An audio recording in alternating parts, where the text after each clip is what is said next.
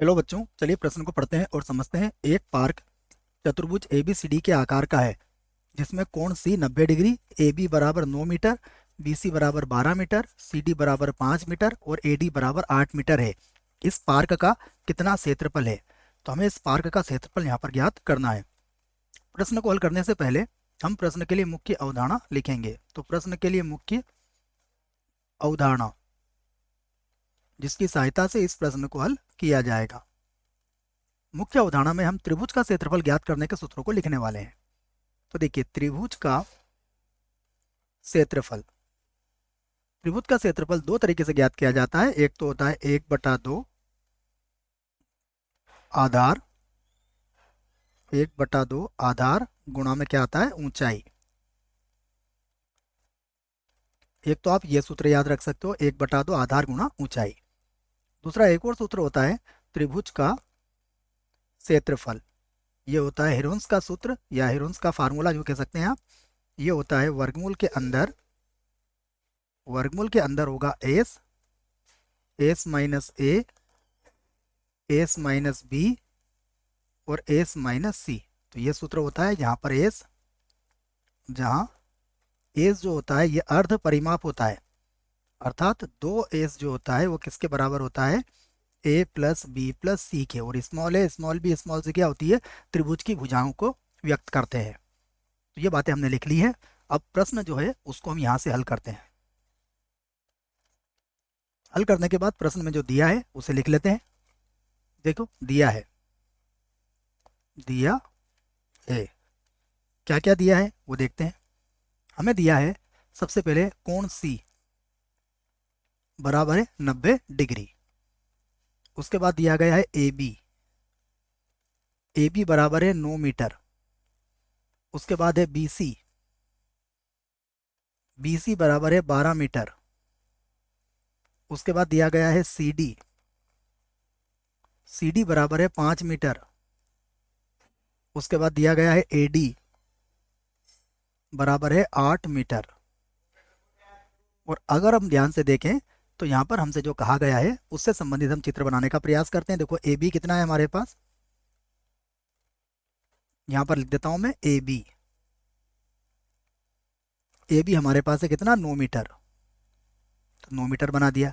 BC कितना है हमारे पास, 12 मीटर है। देखिए BC, ठीक है। तो BC को हमें थोड़ा सा, बच्चों ज़्यादा बड़ी तो नहीं बना पाएंगे हम, इतना ले लेते हैं। ये हो गया, मान लीजिए BC है, ये कितना है, 12 मीटर।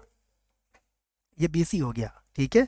उसके बाद कोण C हमारा कितना है, 90 डिग्री है। कोण C हमें 90 डिग्री दिया गया है।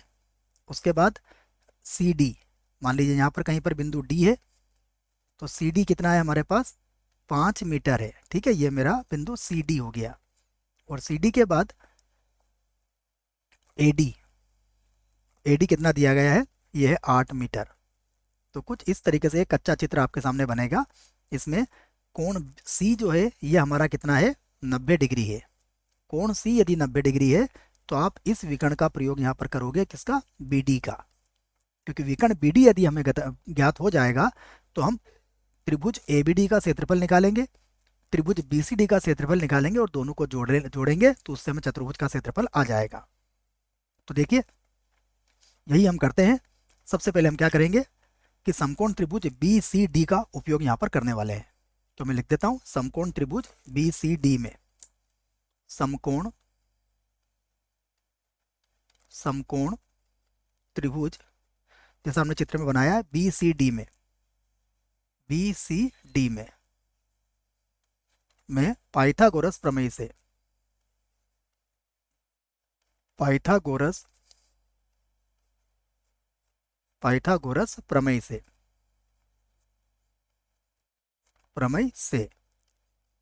देखिए, पाइथागोरस प्रमेय से अगर देखेंगे तो 90 के सामने वाला कर्ण होता है, अर्थात BD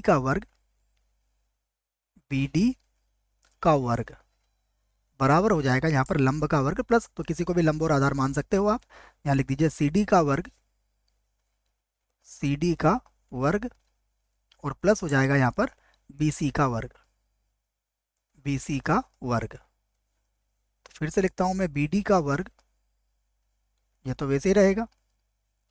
CD का वर्ग, देखिए CD कितना हमारे पास, 5, तो ये हो जाएगा 5 का वर्ग प्लस BC कितना है हमारे पास 12, तो ये हो जाएगा 12 का वर्ग।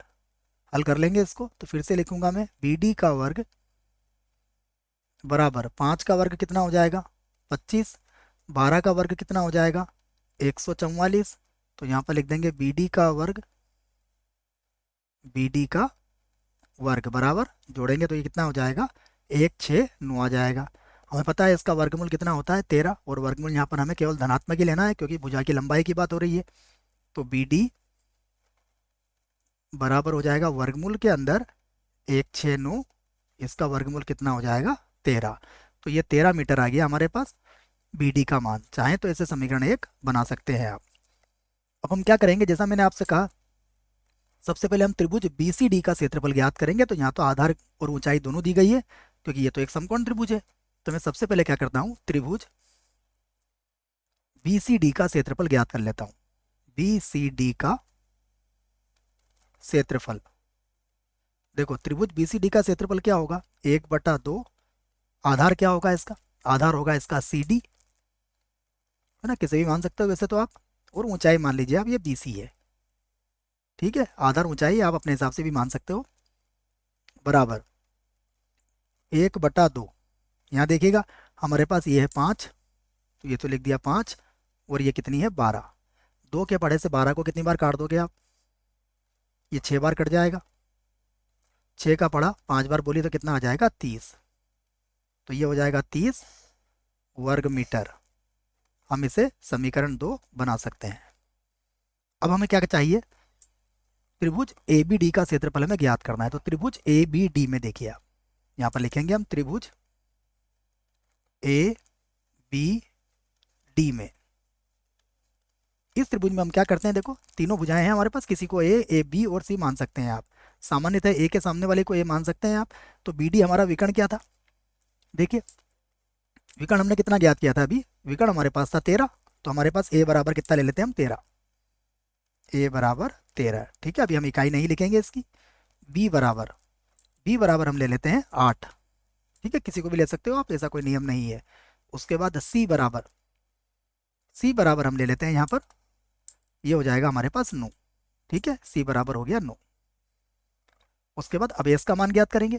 तो हम जानते हैं 2S बराबर क्या होता है A plus B plus C, तो 13 प्लस 8 और प्लस कितना हो जाएगा 9। तो S बराबर देखिए 13, 8 और 8 16 और 1 17, 3 20, ये हो जाएगा 30, और बटे में कितना आ जाएगा 2, तो यहाँ से कितना आ जाएगा ये 15। तो अब हम लिख सकते हैं त्रिभुज ABD का क्षेत्रफल।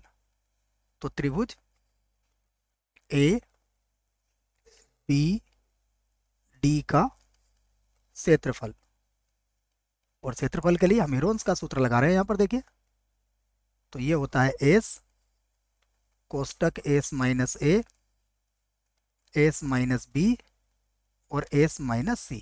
तो ये सूत्र हमें याद रखना है जो हमने मुख्य उदाहरण में लिखा है। तो फिर से वर्गमूल के अंदर देखिए, S का मान कितना है 15, गुणा 15 में से 13 घटाएंगे तो कितना आएगा 2, 15 में से 8 घटाएंगे तो कितना आएगा 7, और 15 में से 9 घटाएंगे तो कितना आएगा 6, ठीक है। तो ये हो जाएगा हमारे पास कुछ इस प्रकार से। हम इसके और भी गुणनखंड कर सकते हैं। तो यहाँ पर देखिए 15 क्या होता है 3 गुणा 5 के बराबर हो जाएगा, ये 2 गुणा 7 हो जाएगा, और 6 क्या होता है 2 गुणा 3 के बराबर होता है। अब जिनके समूह बनेंगे उसे हम कॉमन ले लेंगे या बाहर ले लेंगे वर्गमूल के। तो 2 और 2 का एक समूह बन रहा है तो 2 बाहर आ जाएगा। उसके बाद देखिए 3 और 3 का भी समूह बन रहा है तो 3 भी बाहर आ जाएगा। वर्गमूल के अंदर कितना बचेगा हमारे पास, वर्गमूल के अंदर बचेगा 7 का गुणा 5 में करेंगे तो कितना आ जाएगा 35, ये बच जाएगा हमारे पास। तो ये हो गया 6, और वर्गमूल के अंदर कितना आ गया 35, ठीक है। अब हम 35 का वर्गमूल हमें ज्ञात करना पड़ेगा, तो हम 35.00 लिख के इसका वर्गमूल ज्ञात कर सकते हैं। देखो वर्गमूल भाग विधि से कैसे ज्ञात करते हैं ये भी देख लीजिए। यहाँ पर क्या लिखेंगे हम, 5 का वर्ग 25, जो इससे कम होता है, तो ये भी हो जाएगा 5, ये हो जाएगा 5, यहाँ पर लिखते हैं 5, तो 5 और 5 कितना हो जाएगा बच्चों 10, है ना, इसको आपको याद आना चाहिए। ऊपर से 10 दशमलव ऊपर चला जाएगा, 2 जीरो को आप उतार लोगे, अब क्या करोगे आप इसके पास में 1 लिखोगे, तो मान लीजिए आपने 9 लिखा तो 9 से ही गुणा करना पड़ेगा इसको। तो 9 से 9 को गुणा करेंगे तो देखो 90 90 कितना होता है 81, और ये हो जाएगा 9। तो ये 981 हो जाएगा आपका। यहाँ लिख देता हूँ मैं 981, अर्थात ये 5.9 के आसपास हो जाएगा बच्चों। अब ये जो 5.9 आया है इसको हमें किससे गुणा करना पड़ेगा, 6 से गुणा करना पड़ेगा। तो 6 नाम कितना होता है 54, 54 के 4, कितना बचेगा 5, 6 पचाम 30, और 5 कितना हो जाएगा 35। ठीक है, तो ये हो जाएगा हमारे पास 35.4। इसे क्या लिख लेंगे हम, 35.4। तो मैं दोनों ही बातें यहाँ लिख के बता देता हूँ आपको। देखिए ये हो जाएगा 6 गुणा इसका वर्गमूल कितना निकाला हमने, लगभग 5.9, और जब इसको गुणा किया तो 6 नाम 54 के 4 आया, फिर दशमलव लगा देंगे। ठीक है, बचेगा 5, 6 पचाम 30, और 5 कितना हो जाएगा 35। तो ये हो गया 35.4। ये भी किस में आ जाएगा, वर्ग मीटर में। परंतु हमसे क्या पूछा गया है, हमसे पूछा गया है चतुर्भुज का क्षेत्रफल। तो चतुर्भुज का नाम लिख लेते हैं हम एक बार। चतुर्भुज क्या है, ABCD का क्षेत्रफल। तो चतुर्भुज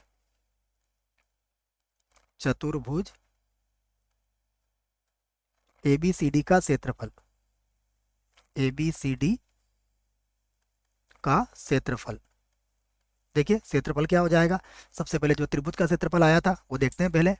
हमारा इधर तो आया था 30, तो इसे तो लिख लिया हमने 30, और प्लस इधर कितना आ गया 35.4। तो ये कितना आ जाएगा, ये हो जाएगा 65.4, और ये वर्ग मीटर आ जाएगा बच्चों। ये हमारे प्रश्न का क्या होगा, उत्तर होगा। आशा करता हूँ प्रश्न का उत्तर समझ में आया होगा। धन्यवाद।